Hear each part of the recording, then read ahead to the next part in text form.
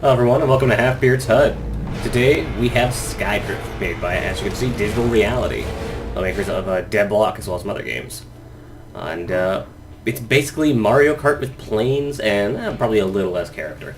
It's a neat game though, and I wanted to show it off. I have been wanting to show it off for a while. I did come out on the PSN and XBLA a while back, but it has just come out on Steam as well.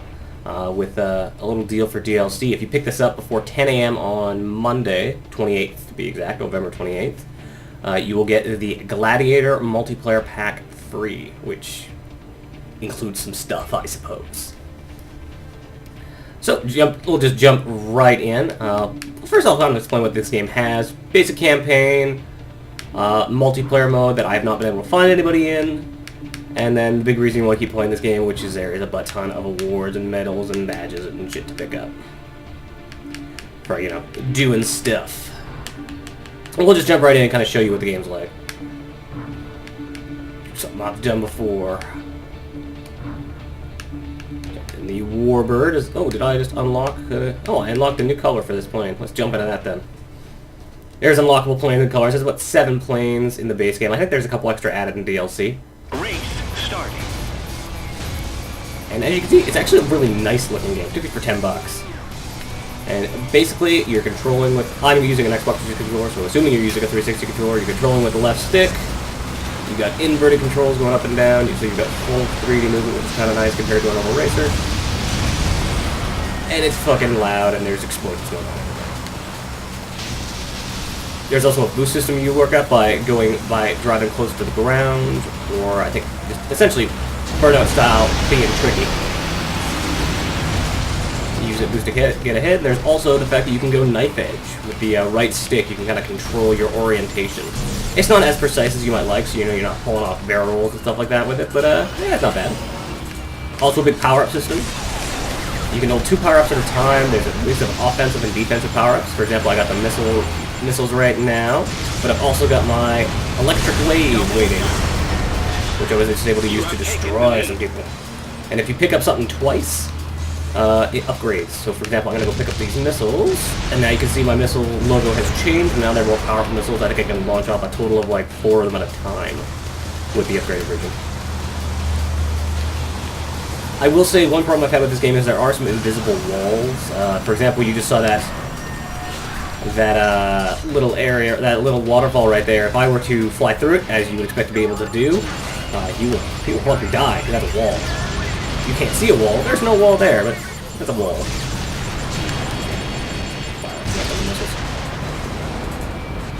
You have taken first place.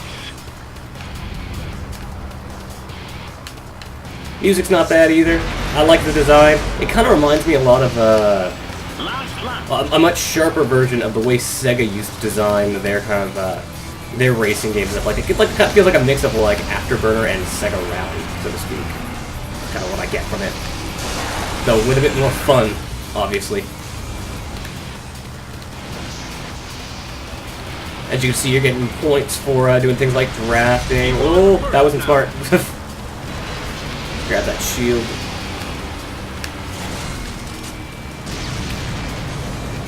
It's got kind of that feel to it. It's very, very fast. It's very weirdly smooth. Like the gameplay feels rather nice. Normally it runs at a smooth 50 as well, a smooth 60 FPS. But I am recording it, so it's kind of sticking at only 30. It does, of course, run it. It's a nice looking game, is what I'm trying to say. As I'm in first, switch to my shield. I really, really like the idea that you can hold on to like 2 different power-ups at a time. That's super handy. Like, I love the idea that you can just have a defensive and an offensive power-up. Oh. I'll take that for being an asshole.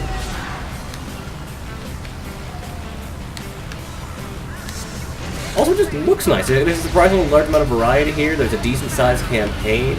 Gameplay modes are a little... Gameplay, actually, like, types of races are a little shallow. There's only a few. You get... Oh! You get this, which is, you know, just basic race mode. There's Power Race, which I'm pretty sure is just kill everybody. And Survival, which is a kind of Burnout-style elimination mode where The goal is where whoever's in last will get eliminated each lap until there's only one person left. Actually, worse than I did last time I played this.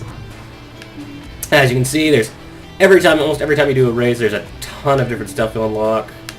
Medals, achievements, badges, all sorts of goodies. Stage 2, as you can see, decent length campaign here. Let's try to see if I can't find it in the multiplayer. I've so far found not a single multiplayer match that I haven't played this, so, but maybe we'll get lucky. Who knows? Hey, we found a person. Awesome. I'm ready to go. Actually, hold on. Let's change my plane. Warbird, my favorite.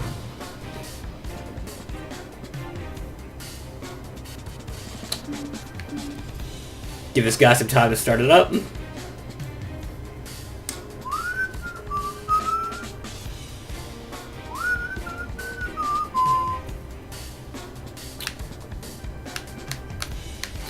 Come on, Rockfire. There we go. Nothing worse than getting into a game and waiting for 5 minutes while some asshole sits there. But good on you, Rockfire, for actually pressing go and keeping this heads up moving.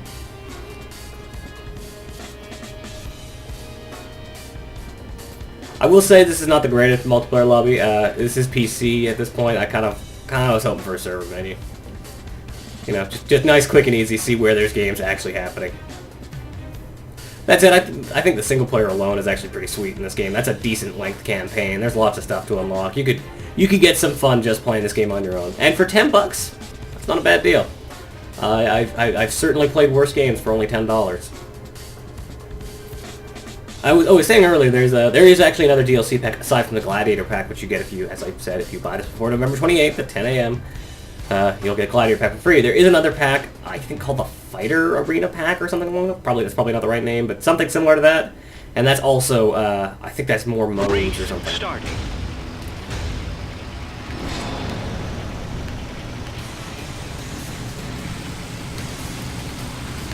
Oh, I was trying to get those both. That did not work.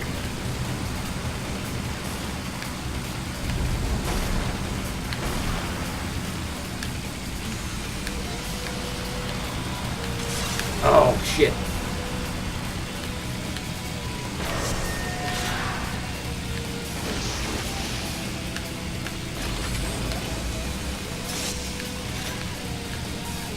Lots of good diverging paths. These are actually really well-built tracks, which is kind of nice. And again, as I said, like, it looks pretty nice for a $10 game. Like, I'm impressed by it.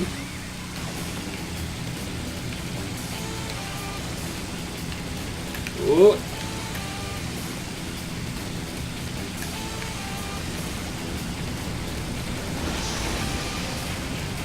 I wasn't expecting to win. Oh. See, lots of good background scenery too. That volcano up there, that's pretty sweet. Like, I mean, it doesn't have a ton of characters. Probably the biggest problem I have with this game. It's just kind of there. Like, if they had maybe included some sort of Crimson Skies-y storyline to it, that might have been a little better. But oh, I made that. I never make that. It was too tight for me. But it's still incredibly competent, and I think it plays really well. I think it's a lot of fun. It just, I don't know. It just doesn't happen to have the panache, the flair one might hope from it.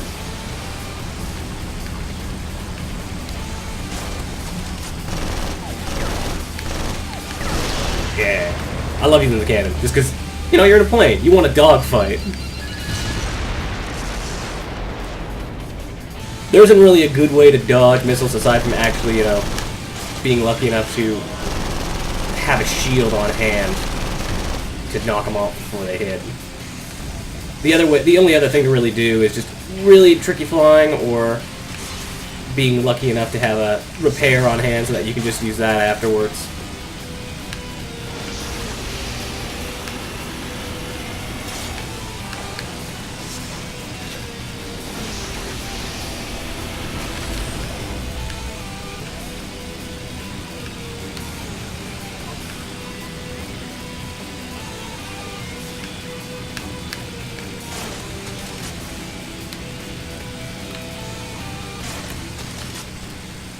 Yeah, okay.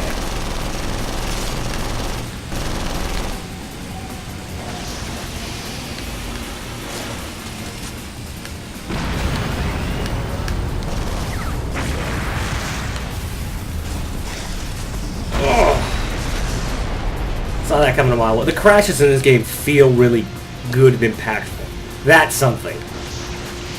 Oh wow, is that the mine I left? That thing's crazy looking.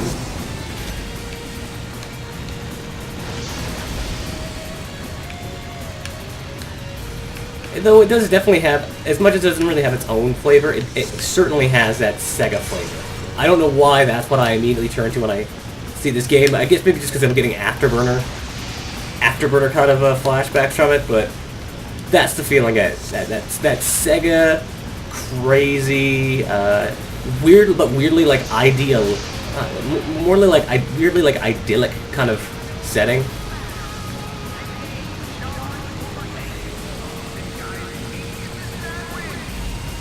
That crazy announcer who I can't understand. It's got that kind of Sega feeling to it.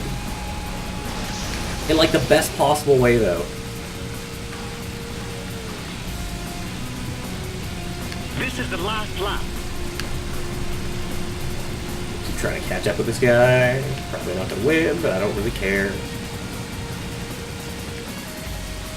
Also just a good, like, again, it's like I really like this game. But I have a hard time really getting excited about it. So is the thing, like, it's so much just a vid. That's not even the term. It's just kind of it feels just kind of so insubstantial in a way, like, just because there's no personality here. It feels like it's kind of just workmanlike.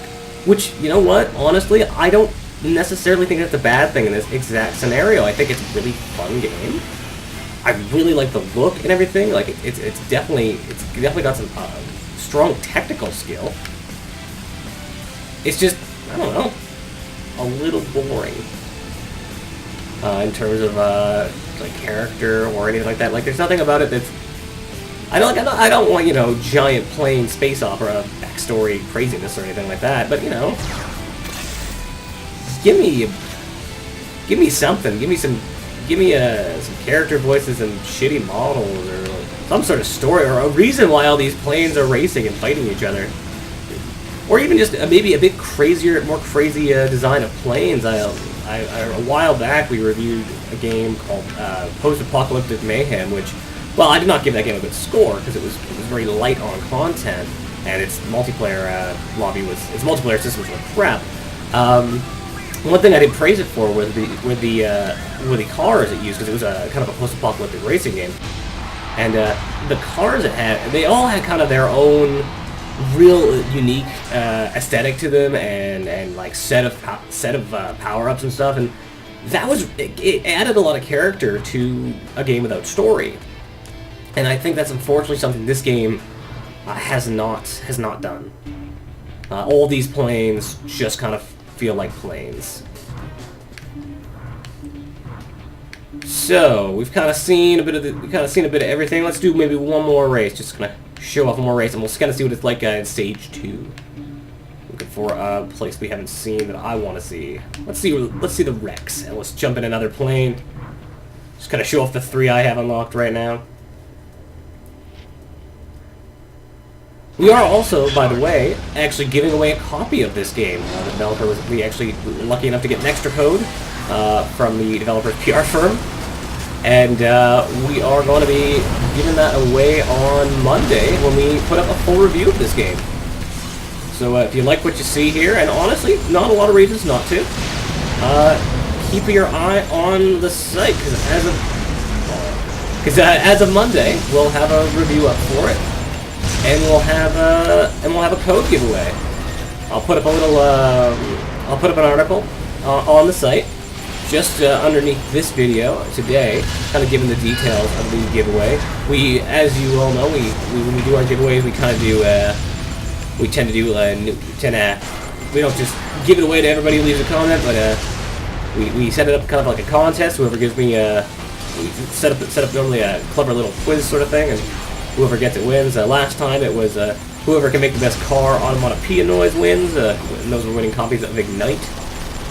This time, let's say, make your best aviation reference. It doesn't have to be from something specifically to do with airplanes, just has to kind of do with, you know, in, around, or about airplanes, or flying in general. You want to make your, why is there a snake in the plane reference? Or you want to make there, you know, or snakes on a plane reference for that matter, you could do that. You want to make an airplane reference, you got that for you. There's plenty of options. And we'll be doing that. We'll set up the contest starting today, and just kind of want to get an entry in by Monday if you're interested in winning a copy of this game. We only have the one code to give away though, so make it good.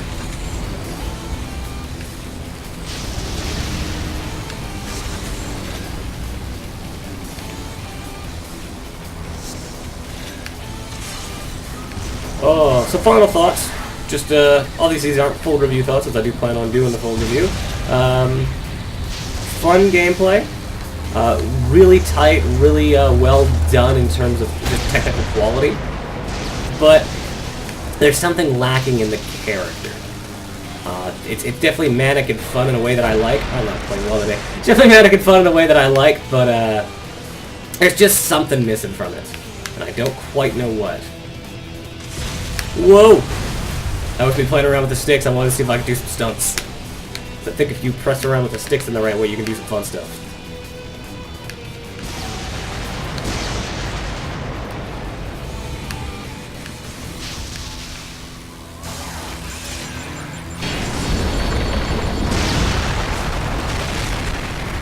Wow. Is there environmental destruction in this game? I've never seen that before.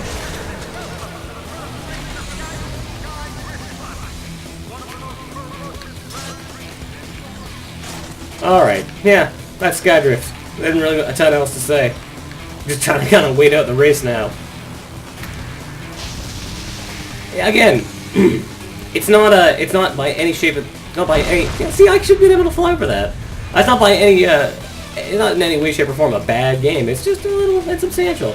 And for what there is here, is a ton of fun. And I actually, if you like good, like, plane racing games, of a weird genre to be sure, I totally recommend it. For $10, you can't complain about that. Alright, so that's Skydrift. We're Halfbeard Tud. We're out. We'll see you in the contest, and hopefully you'll all win. Despite the fact that only one of you can.